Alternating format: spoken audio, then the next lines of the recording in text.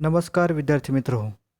पाठीमागील व्हिडिओमध्ये आपण बाजारपेठ म्हणजे काय आणि बाजारपेठेंचे प्रकार या संकल्पनेचा अभ्यास केला होता. या व्हिडिओमध्ये बाजारपेठेंचे उरलेले बाजारपेठेंचे प्रकार त्या ठिकाणी आपण अभ्यासणार आहोत. पुढील प्रकार आहे भौगोलिक परिस्थितीच्या आधारावर प्रकार. भौगोलिक परिस्थितीच्या आधारावरील प्रकारांचे पुढील 4 प्रकारात वर्गीकरण केलेले आहे. प्रथम स्थानिक बाजारपेठ. स्थानिक बाजारपेठ म्हणजे काय? अशी बाजारपेठ जी बाजारपेठ एका विशिष्ट गाव, विशिष्ट खेडे किंवा विशिष्ट शहरापुरतीच मर्यादित असते, अशा बाजारपेठेला आपण स्थानिक बाजारपेठ असं म्हणतो. म्हणजेच ही जी काही बाजारपेठ आपल्याला उपलब्ध होणार आहे, ती एका विशिष्ट गावामध्ये, विशिष्ट खेड्यामध्ये किंवा विशिष्ट शहरापुरतेच त्या ठिकाणी मर्यादित असते किंवा शहरामध्येच आपल्याला उपलब्ध होत असते. अशा बाजारपेठेला आपण स्थानिक बाजारपेठ असं म्हणतो. या बाजारपेठेमध्ये दैनंदिन गरजेच्या ज्या काही वस्तू असतील, या वस्तू किंवा सेवा यांची त्या ठिकाणी देवाणघेवाण केली जात असते. दुसरा प्रकार आहे प्रादेशिक बाजारपेठ. प्रादेशिक बाजारपेठ म्हणजे अशी बाजारपेठ जी बाजारपेठ एका विशिष्ट घटक राज्यांपुरतीच त्या ठिकाणी मर्यादित असते. अशा बाजारपेठेला आपण प्रादेशिक बाजारपेठ असं म्हणतो. म्हणजेच याची जी काही व्याप्ती आहे, ही व्याप्ती स्थानिक बाजारपेठेपेक्षा जास्त आहे. कारण आपण पाहिलं की स्थानिक बाजारपेठ म्हणजे अशी बाजारपेठ की जी बाजारपेठ विशिष्ट गाव, खेडे किंवा शहरापुरतीच मर्यादित असते. परंतु प्रादेशिक बाजारपेठ ही आपल्याला घटक राज्यांपुरतीच त्या ठिकाणी मर्यादित आहे.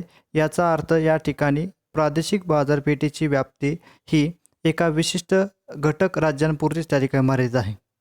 तिसरा प्रकार आहे राष्ट्रीय बाजारपेठ.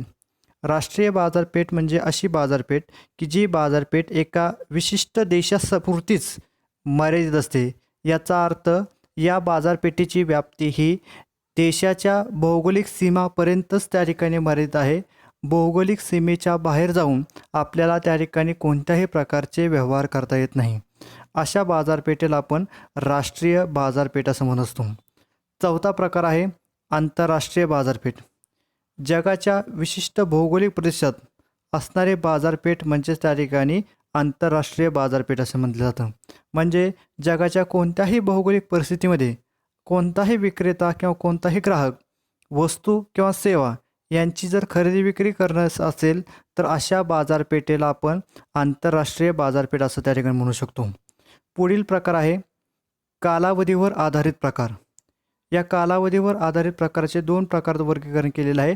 अल्पकालीन बाजारपेठ आणि दीर्घकालीन बाजारपेठ. अल्पकालीन बाजारपेठ म्हणजे काय? की ज्या बाजारपेठेचा कालावधी हा अल्प असतो.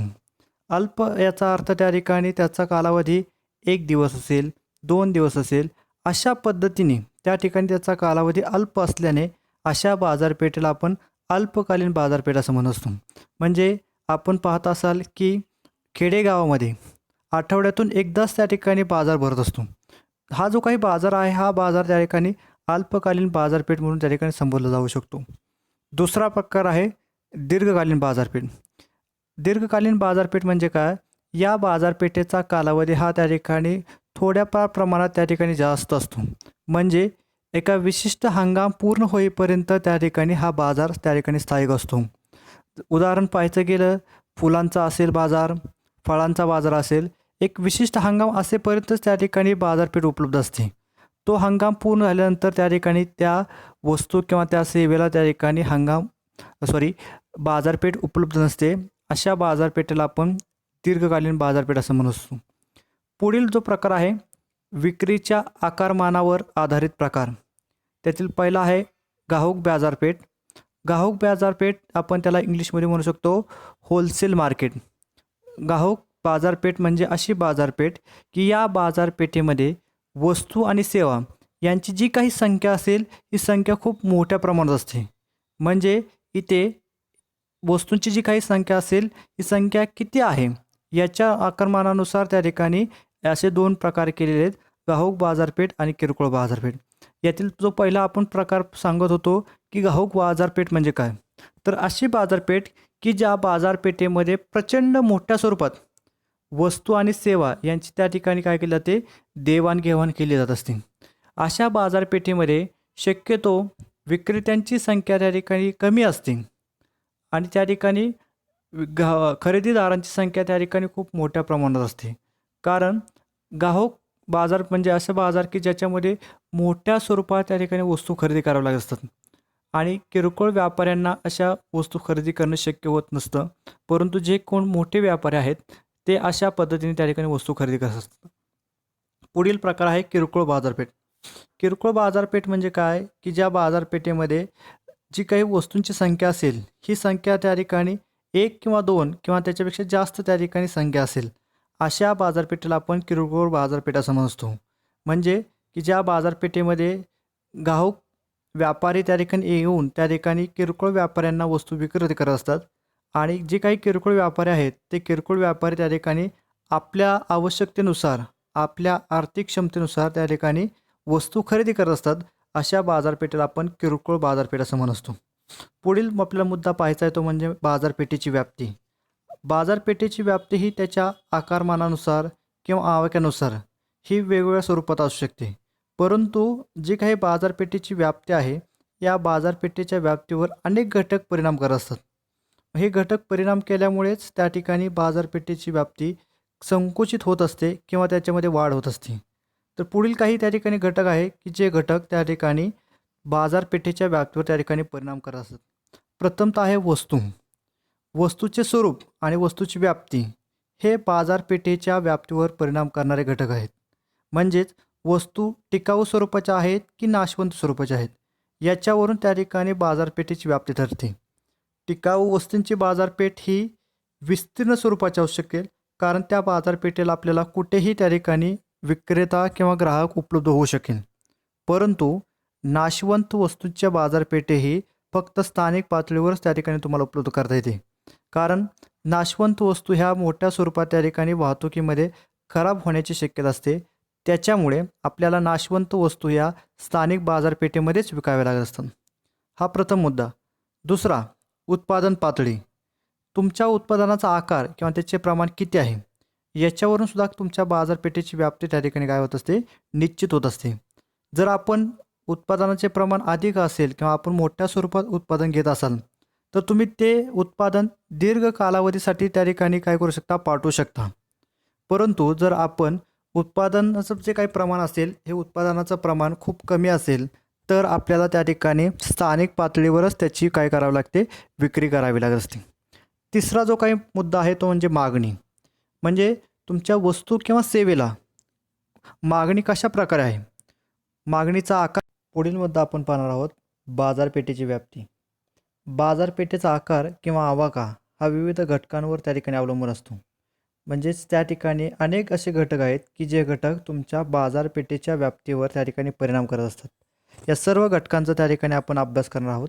प्रथम, वस्तू. वस्तूचं स्वरूप किंवा वस्तूची व्याप्ती हा तुमच्या बाजारपेठेच्या व्याप्तीवर परिणाम करणारा एक घटक आहे. याचा अर्थ वस्तू टिकाऊ स्वरूपाच्या असू शकतात किंवा नाशवंत स्वरूपाच्या असू शकतात. उदाहरणार्थ सांगायला गेलं तर जर वस्तू टिकाऊ असेल तर त्या ठिकाणी आपण ती वस्तू विस्तीर्ण बाजारपेठेमध्ये किंवा त्या ठिकाणी बाहेरील बाजारपेठेमध्ये त्या ठिकाणी ती वस्तू उपलब्ध करून देऊ शकू. परंतु जर ती वस्तू नाशवंत स्वरूपाची असेल तर त्या ठिकाणी ती वस्तू आपल्याला स्थानिक बाजारपेठेमध्येच त्या ठिकाणी उपलब्ध करून द्यावी लागते. म्हणजेच बाजारपेठेच्या व्याप्तीवर जो काही पहिला घटक परिणाम करणार आहे तो म्हणजे वस्तू. तुमचं वस्तूचं स्वरूप कशा प्रकारे आहे, वस्तू टिकाऊ स्वरूपाच्या आहेत का नाशवंत स्वरूपाच्या आहेत, या घटकाचा त्या ठिकाणी परिणाम होत असतो. दुसरा मुद्दा आहे उत्पादन पातळी. म्हणजेच उत्पादनाचा तुमचा आकार किती आहे किंवा उत्पादनाचे तुमचे प्रमाण किती आहे, याचा सुद्धा त्या ठिकाणी तुमच्या बाजारपेठेच्या व्याप्तीवर त्या ठिकाणी काय होत असतो, परिणाम होत असतो. जेव्हा आपण उत्पादनाचे प्रमाण खूप अधिक वाढवलेले असते त्यावेळेस आपण ती वस्तू दीर्घ अंतरावर त्या ठिकाणी उपलब्ध करू शकतो किंवा दीर्घ बाजारपेठेमध्ये त्या ठिकाणी ती पाठवू शकतो. परंतु जर आपले उत्पादनाचे प्रमाण खूपच कमी असेल तर आपल्याला ती वस्तू स्थानिक बाजारपेठेमध्येच त्या ठिकाणी उपलब्ध करून द्यावी लागत असते. हा दुसरा मुद्दा आहे. तिसरा, मागणी. म्हणजेच याचा अर्थ वस्तूची मागणी कशी आहे किंवा वस्तूच्या मागणीचा आकार कसा आहे, याचाही परिणाम तुमच्या बाजारपेठेच्या व्याप्तीवर होत असतो. आपणा सर्वांनाच माहीत आहे की चैनीच्या वस्तूपेक्षा गरजेच्या वस्तूंची मागणी खूप मोठ्या प्रमाणात असते. कारण गरजेच्या वस्तू ह्या प्रत्येक ग्राहकाला त्या ठिकाणी आवश्यक असतात. चैनीच्या वस्तू ह्या प्रत्येक ग्राहकाला आवश्यक असतात असेच नाही, तर ज्या व्यक्तींकडे मोठ्या स्वरूपात त्या ठिकाणी पैसे आहेत अशाच व्यक्ती त्या ठिकाणी चैनीच्या वस्तूंची मागणी करत असतात. म्हणून ज्या काही गरजेच्या वस्तू आहेत अशा गरजेच्या वस्तूंचं त्या ठिकाणी मोठ्या स्वरूपात आपल्याला बाजारपेठा उपलब्ध झालेल्या दिसून येत असतात. चौथा मुद्दा आहे वाहतूक. आपणा सर्वांनाच माहीत आहे की वस्तूचं उत्पादन केल्यानंतर ती वस्तू ग्राहकांपर्यंत पोहोचणं आवश्यक असतं आणि यासाठी आपल्याकडे वाहतुकीच्या सुविधा असणं आवश्यक असते.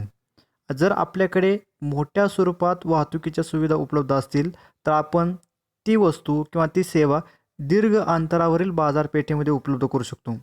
परंतु जर आपल्याकडे वाहतुकीच्या सुविधा उपलब्धच नसतील तर आपल्याला त्या ठिकाणी ती वस्तू स्थानिक बाजारपेठेमध्येच त्या ठिकाणी विकावी लागते.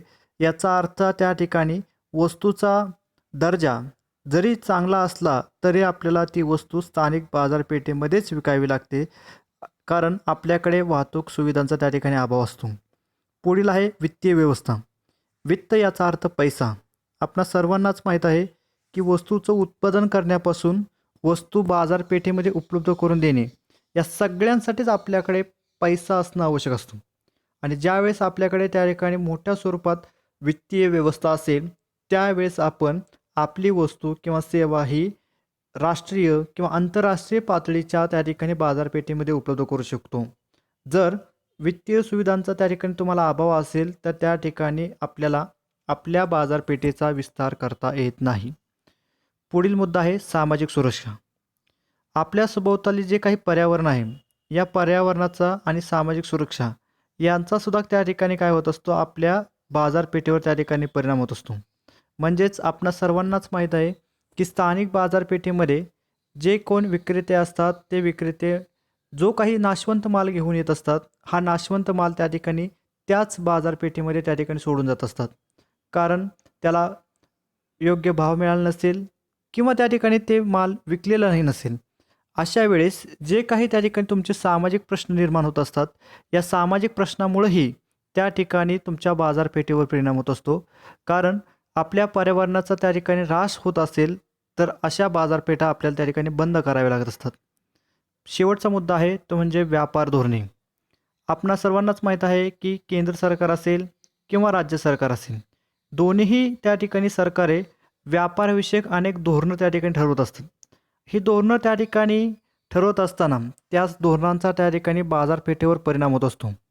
आपणा सर्वांनाच माहीत आहे की केंद्र सरकारमार्फत अनेक कर आकारले जातात, राज्य सरकारमार्फतही त्या ठिकाणी अनेक कर आकारले जातात. या करांमुळे त्या ठिकाणी जो कोण विक्रेता असेल, जो कोण खरेदीदार असेल याला त्या ठिकाणी वस्तू किंवा सेवा या जादा किंमत देऊन त्या ठिकाणी खरेदी करावी लागतात. जर वस्तू जादा किंमत देऊन खरेदी करावी लागत असतील तर त्या